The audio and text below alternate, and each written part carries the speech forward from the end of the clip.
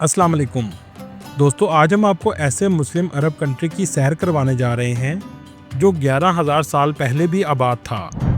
ऐसा कंट्री जिसको दुनिया के कुछ मुल्क तरक्की याफ्ता नहीं देखना चाहते, जिसकी वजह से हर वक्त यहाँ हालात खराब रहते हैं। जी हाँ, आज हम सैर करने जा रहे हैं सीरिया की। ये कंट्री इस्लामिक लिहाज से क्यों अहम है और यहाँ बहुत सी ऐसी कब्र मुबारक मौजूद हैं जिनको देखने के बाद बेसाख्ता आंसू बहना शुरू हो जाते हैं। इस कंट्री की तारीख क्या है, मुल्क का सदर कौन था और क्यों भागने पर मजबूर हो गया, और आगे इस मुल्क के साथ क्या होने जा रहा है। इसके अलावा इस मुल्क के मुकद्दस मकामात कौन से हैं, ये सब कुछ जानेंगे आज की इस वीडियो में। चलें अब निकलते हैं सीरिया के एक तारीखी सफ़र पर।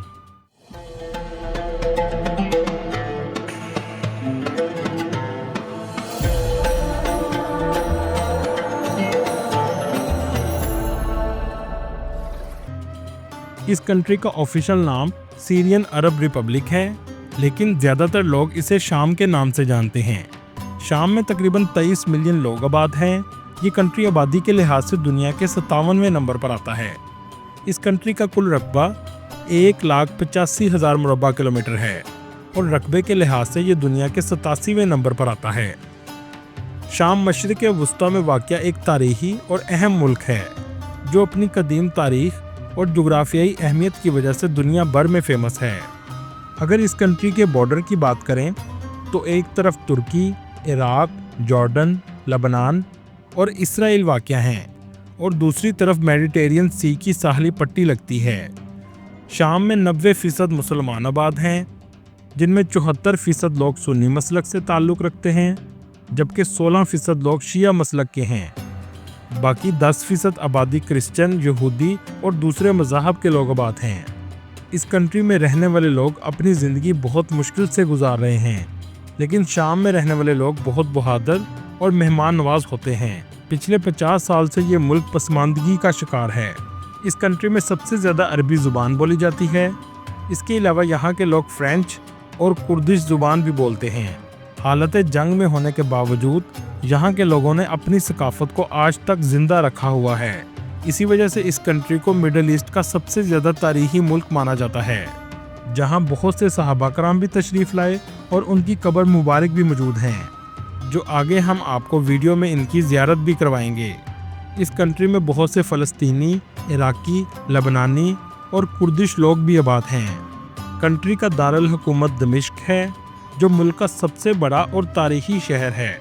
कहा जाता है दुनिया के सबसे कदीम शहरों में दमिश्क आता है। एक अंदाजे के मुताबिक दमिश्क में तकरीबन 11,000 साल पहले भी लोग आबाद थे। दोस्तों, दमिश्क को शहर यास्मीन भी कहा जाता है, जो इसकी खूबसूरती और गहरी तारीख की अलामत है। दोस्तों, क्या आप जानते हैं हज़रत आदम अलैहिस्सलाम के बेटे हाबील अलैहिस्सलाम की कब्र भी दमिश्क में ही मौजूद है, और यहाँ से अंदाज़ा होता है कि दुनिया का पहला कत्ल भी इसी शहर में हुआ था। लेकिन ये कब्र इनकी ही है, ये अल्लाह ही बेहतर जानता है। अगर बात की जाए इसकी तारीख की, तो ये इलाका 11,000 साल पहले भी आबाद था। पहली सदी में ये रूमी सल्तनत का हिस्सा था। 636 ईस्वी में जंग यरमूक के बाद शाम मुसलमानों के ज़ेर असर आ गया। 661 ईस्वी से 750 ईस्वी तक दमिश्क उमवी खिलाफत का दारुल हुकूमत बन गया। जब अब्बासी खिलाफत का दौर शुरू हुआ तो शाम बगदाद के मतहत था। 12वीं सदी ईस्वी में सलाहुद्दीन अयूबी ने सलीबी जंगों में सीरिया के इलाकों को आज़ाद करवाया, क्योंकि अगर फ़लस्तीन और बैतुल मुक़द्दस को फ़तह करना हो तो सीरिया को इससे पहले फ़तह करना ज़रूरी था, और इसी वजह से इसकी जुग्राफियाई अहमियत भी बहुत ज़्यादा है। इसराइल हमेशा सीरिया को कमज़ोर देखना चाहता है। कुछ दिन से आप सीरिया के बारे में न्यूज़ चैनल्स पर देख रहे होंगे। ये इस चीज़ की तरफ इशारा है कि इसराइल अपना असर व रसूख शाम में बढ़ाना चाहता है, जो यहूदियों के एक ग्रेटर इसराइल के प्लान का हिस्सा है। ये मुल्क 15वीं सदी में सल्तनत उस्मानिया का हिस्सा बन गया और 400 साल तक इसके ज़ेरे इंतज़ाम रहा। 1918 में फ़्रांस ने इस पर कब्ज़ा कर लिया और 1946 में आज़ादी की जद्दोजहद ने ज़ोर पकड़ा और शाम ने फ़्रांस से आज़ादी हासिल कर ली। लेकिन 2011 में दोबारा खाना जंगी का आगाज़ हो गया और मुल्क के हालात बदतर होना शुरू हो गए। 2011 में भी सिविल वॉर मुल्क के सदर बशर अल असद को उतारने के लिए ही शुरू हुई थी, یہ شخص سیاست میں نہیں آنا چاہتا تھا اور اس نے اپنی پڑھائی انگلینڈ میں مکمل کی۔ اس کی دلچسپی سائنس اور میڈیکل فیلڈ میں تھی۔ سیریا میں 50 سالوں سے ایک ہی خاندان کی حکومت ہے، لیکن 1994 میں بشار الاسد کے بھائی کا کار ایکسیڈنٹ ہو گیا جس میں وہ ہلاک ہو گئے، جس کی وجہ سے بشار الاسد کو ملک کا صدر بننا پڑا، جہاں سے اس کا ایسا سفر شروع ہوا جس میں یہ نہ چاہتے ہوئے بھی سیاست کے میدان میں قدم رکھنے پر مجبور ہو گیا۔ کچھ عرصہ گزرنے کے بعد لوگوں میں نفرت اور تقسیم پیدا ہو گئی۔ دوسری طرف بشار الاسد بھی ملک کو پوری طرح ڈیلیور کرنے میں ناکام رہے، لیکن اس کو رشیا اور ایران کی حمایت حاصل تھی، جو امریکہ اور اسرائیل کو بھی کھٹکتی تھی۔ اس ملک میں 10 سے بھی زیادہ باغی تنظیمیں موجود ہیں۔ بشار الاسد نے حالات خراب ہونے کے بعد رشیا میں سیاسی پناہ لے لی اور اب کہا جا رہا ہے کہ شام کے حالات مزید خراب ہونے جا رہے ہیں، کیونکہ جو باغی تنظیمیں موجود ہیں وہ اقتدار کے لیے لڑیں گی، جس کا فائدہ اسرائیل کو ہوگا۔ اس وجہ سے اسرائیل شام کے بارڈر کے پاس، جسے گولان ہائٹس کہا جاتا ہے، ایکٹیو ہو چکا ہے۔ دوستو، کیا آپ جانتے ہیں امریکہ کے سب سے فیمس شخص اسٹیو جاب کے والد بھی سیریا کے تھے، جن کا نام عبدالفتاح جندالی تھا، جنہوں نے امریکہ میں تعلیم حاصل کی اور جوان شیل سے ایک بچہ پیدا ہوا جس کا نام اسٹیو جاب تھا، اور یہ ایپل کمپنی کا بانی ہے، لیکن یہ بچہ بغیر شادی کے پیدا ہوا تھا۔ اس ملک کی جی ڈی پی $9.42 بلین ہے، جبکہ 2010 میں سول وار سے پہلے اس کی جی ڈی پی $252 بلین تھی۔ لیکن آج اس ملک کے یہ حالات ہیں کہ رات کے وقت اوپر سے اگر سیریا کو دیکھیں تو 83% لوگ اندھیرے میں ڈوبے ہوئے نظر آئیں گے۔ یہاں کے لوگوں کی سالانہ آمدنی $470 ہے، جو دنیا میں سب سے کم مانی جاتی ہے۔ اس ملک کا موسم زیادہ تر گرم اور خشک ہے۔ دنیا کا سب سے فیمس دریائے فرات بھی یہاں سے بہتا ہے، اور یہ پانی ترکی سے گزر کے آتا ہے۔ اس کنٹری پر پابندیاں کئی سالوں سے ہیں، جس کی وجہ سے یہ معاشی بحران کا شکار ہے۔ آج اس کنٹری کی کرنسی بھی بہت کمزور ہو چکی ہے۔ ایک پاکستانی روپے کے بدلے 46 سیرین پاؤنڈ ملتے ہیں۔ چلیں اب آپ کو دمشق میں موجود زیارتیں کرواتے ہیں۔ دمشق اسلام کے لحاظ سے بہت اہمیت رکھتا ہے۔ بی بی زینب سلام اللہ علیہا کا روضہ مبارک بھی دمشق میں موجود ہے، جہاں بہت زیادہ زائرین آتے ہیں۔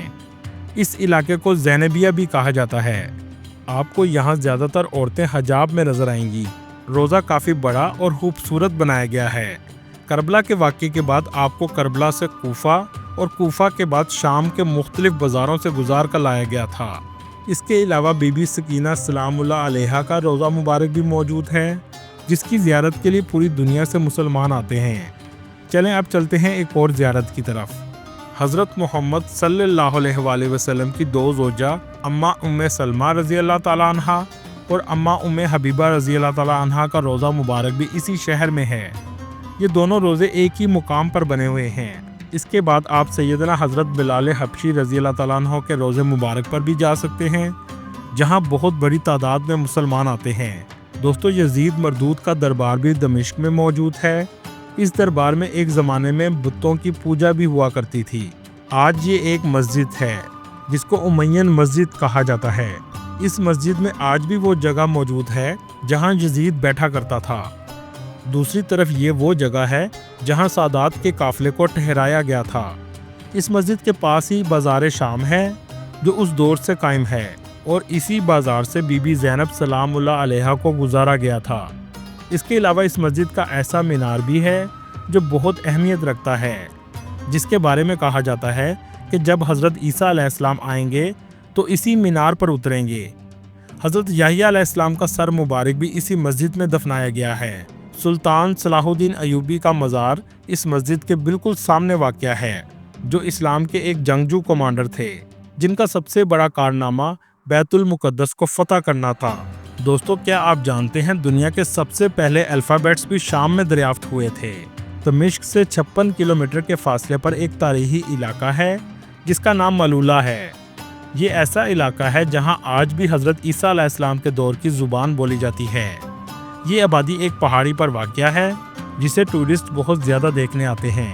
دمشق کے بعد سب سے تاریخی شہر حلب ہے، جسے انگلش میں الیپو کہا جاتا ہے، جہاں آپ کو سلطنت عثمانیہ کے دور کے آثار سب سے زیادہ نظر آئیں گے۔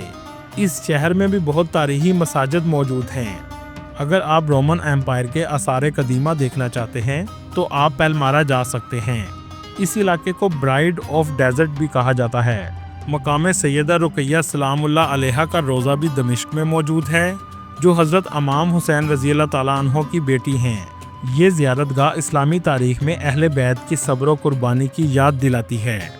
حضرت خالد بن ولید رضی اللہ تعالیٰ عنہ کی قبر مبارک بھی شام کے شہر حمص میں موجود ہے، لیکن آج اس شہر کو بہت حد تک تباہ کر دیا گیا ہے۔ دمشق میں ایک جبل کاسلیون ہے، کہا جاتا ہے اس پہاڑی پر کئی انبیاء نے دعائیں کی ہیں، اسی وجہ سے اس جگہ کو روحانی اہمیت حاصل ہے۔ یہ بھی دمشق کے قریب واقع ہے۔ دوستو، یہ ویڈیو دیکھنے کے بعد آپ کو اندازہ ہو چکا ہوگا کہ اسلامی لحاظ سے شام کتنی اہمیت رکھتا ہے، اور اسی وجہ سے دنیا اس کے حالات کو ٹھیک ہوتا نہیں دیکھ سکتی۔ اس وقت بہت سے پاکستانی بھی ایئرپورٹ پر مشکل میں ہیں۔ اللہ تعالیٰ ان کے لیے اور تمام مسلمانوں کے لیے آسانی پیدا کرے، آمین۔ دوستو، یہ تھی آج کی ہماری انفارمیٹیو اور دلچسپ ویڈیو۔ آپ کو ویڈیو کیسی لگی کمنٹ میں ضرور بتائیے گا، اور نئے آنے والے دوستوں سے گزارش ہے ہمارے چینل کو سبسکرائب اور لائک ضرور کیجیے گا۔ اگلی ویڈیو تک اللہ حافظ۔